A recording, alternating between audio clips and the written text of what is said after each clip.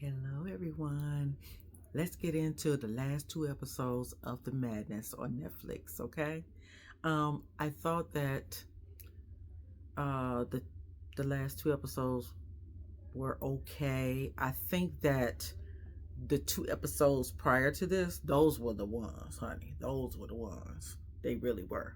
Um, because this one is, I feel, dealt with more the family dynamics and things like that, but it had a lot of closure to it also. So anyway, let's get into it. At the beginning of episode 7, Khalid, which is Franco's partner, he gives M the call to let him know. By the way, these is if you didn't see spoilers on there, I'm telling it. Okay, go away, come back and see me after you watch it. Okay. And if you haven't seen the other episodes that I reviewed on this series, please go look at them, okay? Um, so Khalid, he calls M and gives him the news that Franco basically, um, took his life, okay? He's really distraught over it, and M goes right into the arms of Elena, where he should go. That's still his wife. And they have a good old makeout session, honey. Okay. And she remembers why she loved him so much. You could tell, like, in her eyes and everything. It's just the love just popping, honey. So anyway, a new character emerges who has major shares in Revitalize. His name is like Rodney Krantz. Okay. Demetrius got into trouble. He and Muncie need to talk. That's what Elena wants him to talk to him. But while they're talking, JJ is still on the loose, honey. JJ is still on the loose, and she ends up right there in the kitchen, sitting up there in Elena's house, and Elena and threatens Elena. Okay, but Elena didn't give her nothing. Of course, she said, well, "You think I'm a fool to give you information on what my son is? I don't think so." And so anyway, JJ has a tracker, on the phones and stuff. So JJ tracked their phones and where they were at this donut shop, and the chase ensues, and but instead of since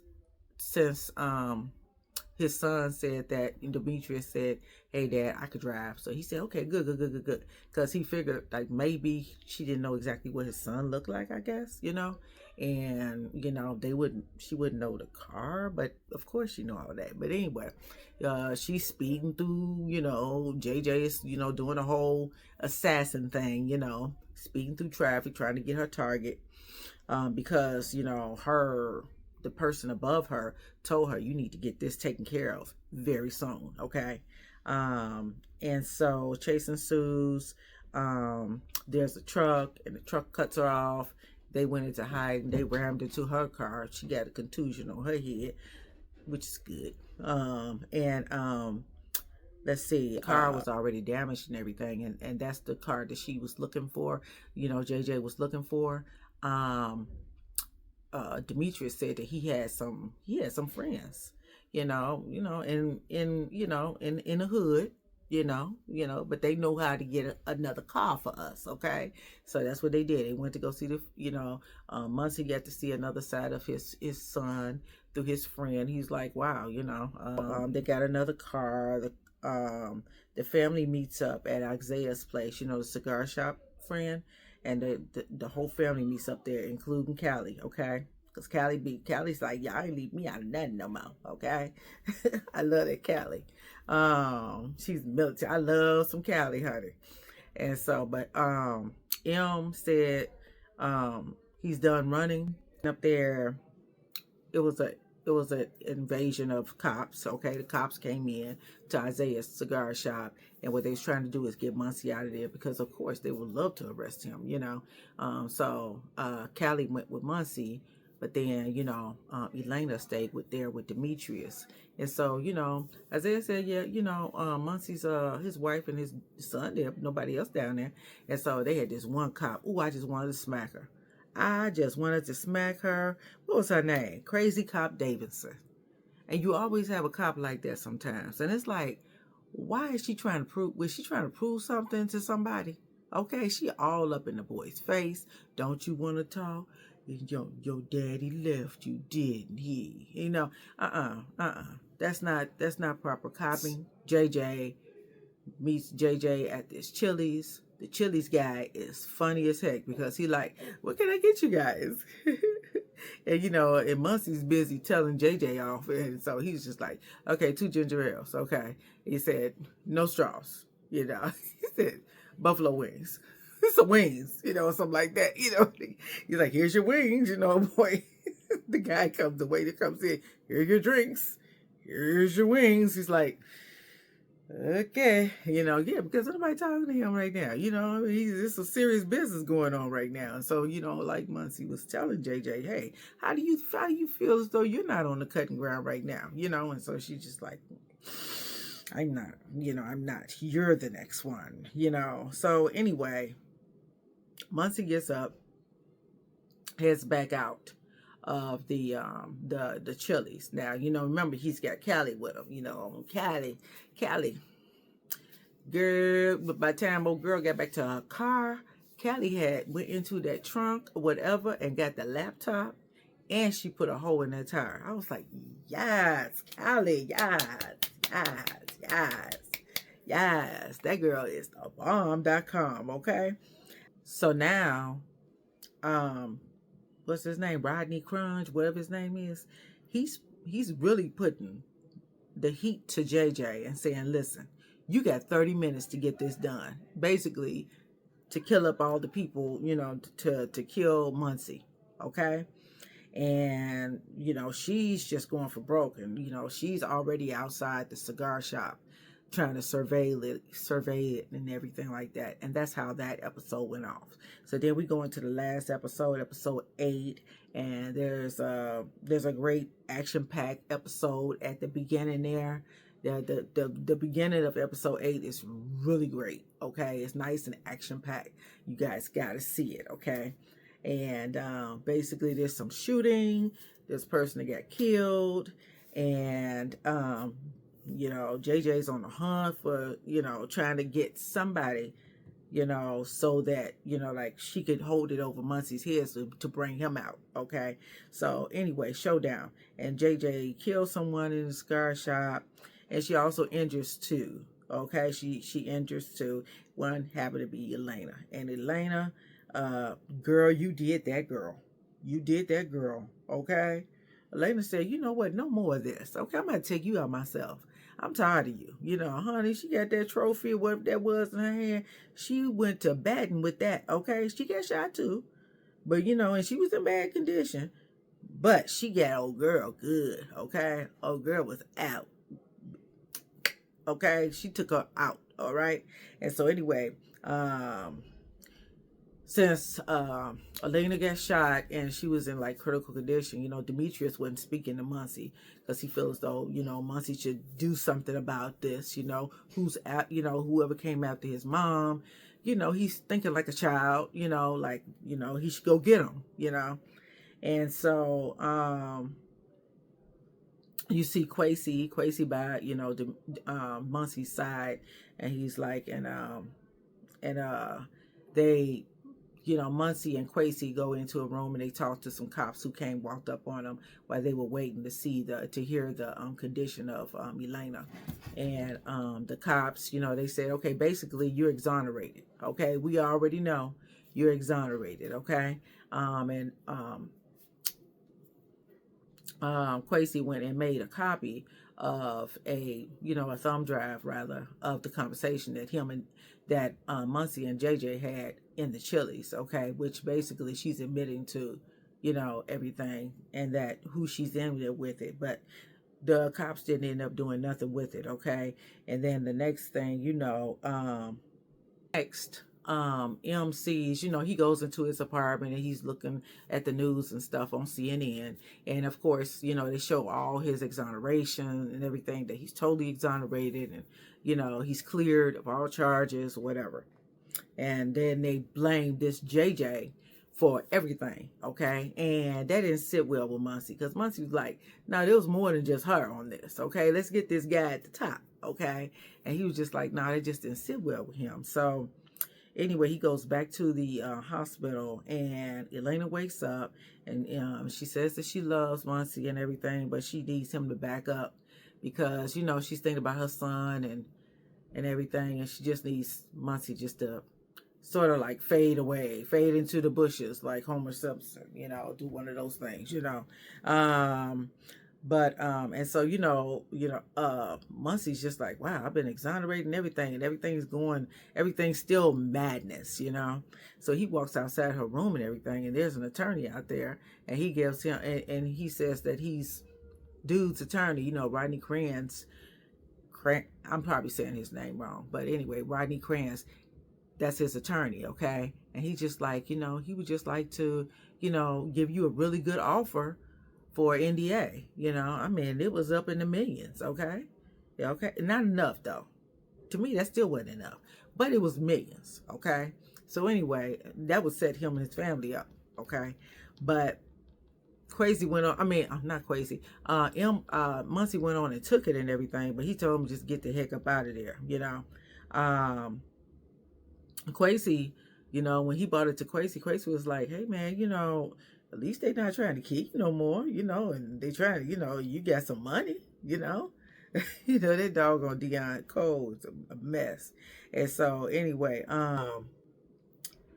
let's see, M goes and puts Kranz's name in Lucy's ear, okay? Because he went and met up with Lucy, and he puts that name in her ear, and on who killed her husband, okay? Because he was the head of it all. He's the one who had all these things done, doing all this madness. He was at the head of everything, okay? And so, like originally, we thought a long time ago it was Stu Magazine. It wasn't Stu.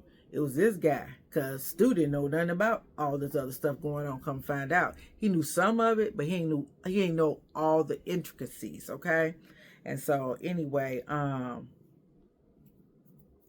Lucy then goes to the Forge house, and there's two, I guess, ringleaders in the kitchen, and she tells them, hey, she mentions the guy's name that Muncie mentioned, this Rodney Crunch. And so they're like, well, why are you telling us this? She's like, because at least I'm not standing up in here baking cakes, okay?